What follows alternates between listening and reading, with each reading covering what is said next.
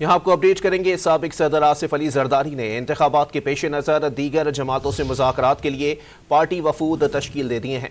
मज़ीद जानते हैं डॉन न्यूज़ के नुमाइंदे नादिर गुरामानी से। जी नादिर, बताइएगा वफूद में कौन कौन से रहनुमाओं को शामिल किया गया है?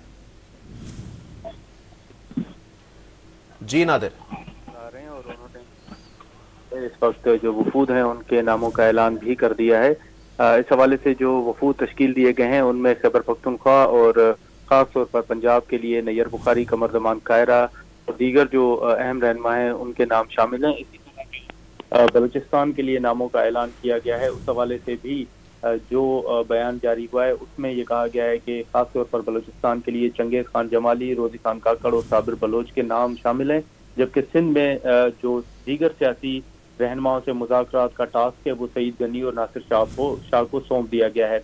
पीपल्स पार्टी की जानिब से बताया गया है कि जिन नामों का ऐलान किया गया है ये तमाम शख्सियात जो हैं दीगर सियासी जमातों के रहनुमाओं से आइंदा इंतखाबात के हवाले से मुज़ाकरात, मुशावरत और डायलॉग की सूरत में उनके साथ बैठेंगे। जी बहुत शुक्रिया नादिर अपडेट करने के लिए।